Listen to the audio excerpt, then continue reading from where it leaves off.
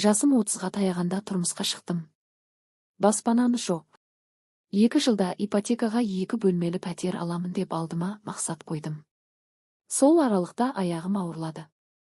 Күйеуімнің жалақысын депозитке құйсақ, менің жалақыма азық-түлік алдық.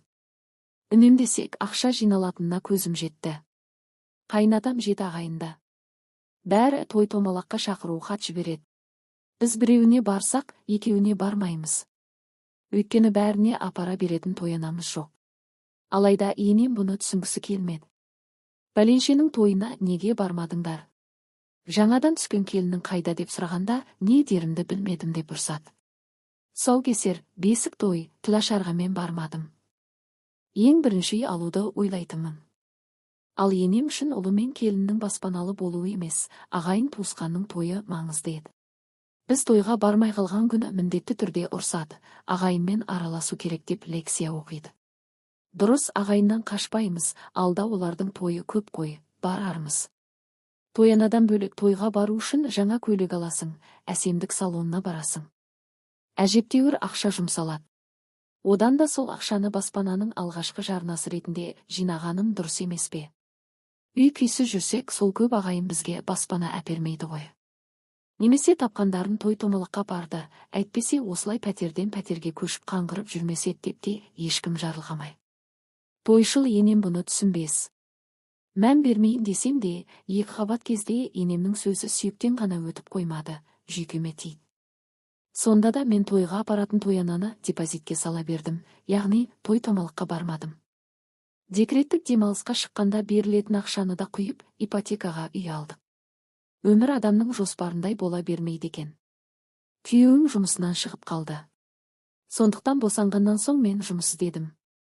Балалардың бір реттік жүргегін базардан көтерме баға қалып, өзім тұратын 9 қабатты үйдің келіншектеріне саттым. Одан бөлек балалар киімін, шұлық, сүлгі әкеп саттым. Қарап отыруға болмайды, ай сайын пәтердің төлемі бар.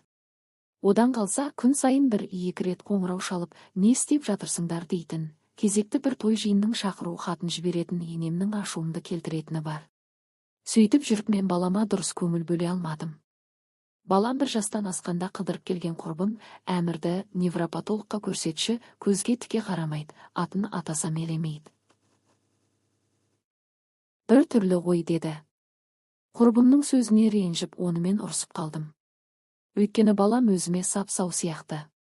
Арада 6 ай өткенде массажист боп істейтін сіңлім де құрбымның сөзін қайталады. Қоярда қоймай емханаға ертіп невропатологқа бірге кірді. Дәрігер балама аутизм деген диагноз қойды.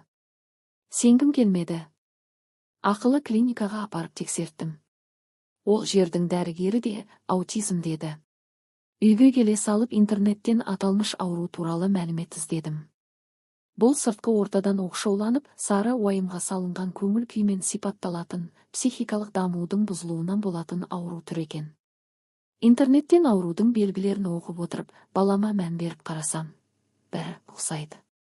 Көзге тіке ұзақ қарай алмайды, оңашаны жақсы көреді, үйге келген балалармен ойнамайды, біркелкі қимылдарды қайталай береді.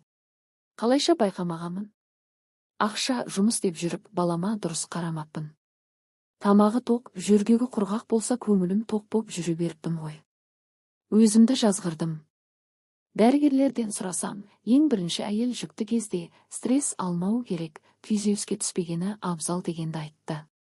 Ал мен жүкті кезде енем қоңырау шалған сайын стресстік күйде болдым емес пе?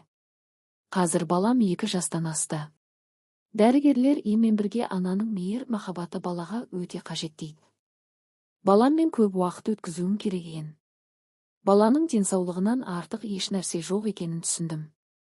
Бірақ бұрынғыдан да көбірек жұмыс істеуге мәжбүрмін. Өйткені аутизмді емдеуге қыруар ақша қажет. Ал енем мен күйеуім баламның ауруына мені ғана кінәлап отыр.